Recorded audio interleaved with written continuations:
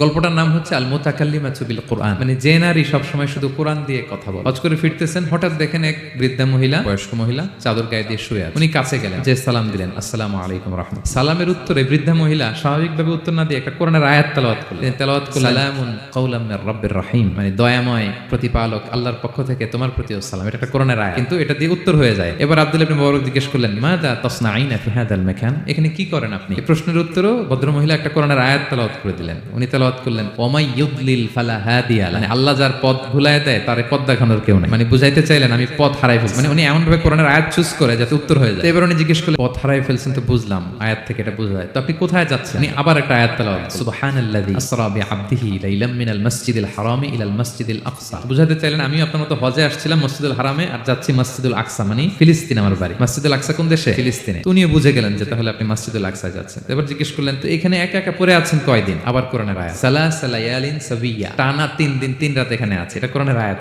আবার জিজ্ঞেস করলেন উনি, একা যে পড়ে আছেন আবার 3 দিন, তো আপনি খাচ্ছেন কি, বেঁচে আছেন কিভাবে? ভদ্রমহিলা আবার একটা আয়াত তেলাওয়াত করেন। তিনি পড়লেন, হুয়া ইউতঈমুনি ওয়া ইউসকিন, ইব্রাহিম আলাইহিস সালামের কথা, যে ওই আল্লাহ তাআলাই আমারে খাওয়ায়, আল্লাহই আমাকে পান করায়। এইবার উনি অবাক হচ্ছেন, আমি এত বড় মুহাদ্দিস আব্দুল্লাহ ইবনে মুবারক ইমাম বুখারীর উস্তাদ, আমি স্বাভাবিকভাবে কথা বলি আর যাই প্রশ্ন করি একটা আয়াত তেলাওয়াত করে দেয় আর ওটা দিয়ে উত্তর হয়ে যায়। কি মহিলার সন্ধান পেলাম? তো উনি বলতেছে, 3 দিন যে এখানে আছেন মরুভূমির বালুর মধ্যে, ওযু করেন কিভাবে? উনি আবার একটা আয়াত তেলাওয়াত করলেন, ফা ইন লাম তাজিদু মাআন ফাতায়াম্মামু সাঈদান তাইয়িবান, আল্লাহ আয়াতে বলেছেন যদি তোমরা পানি না পাও পবিত্র মাটি দিয়ে তায়াম্মুম করে নিও। তো বুঝাতে চাইলেন পানি নাই তো কি হইছে, বালু তো আছে, আমি তায়াম্মুম করে নাও।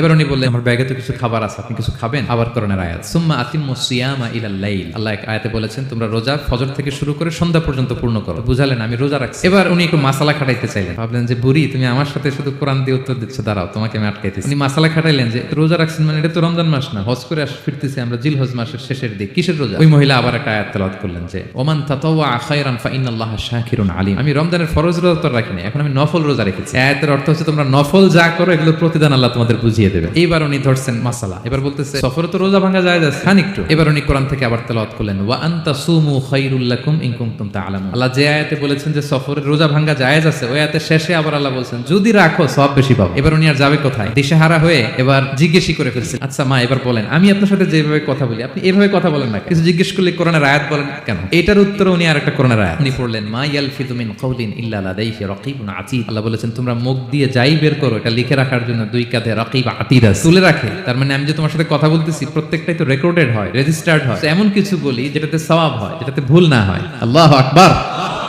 কি পুরো ঘটনাটা শুনবেন? হ্যাঁ শেষ করবো ঘটনাটা? আচ্ছা।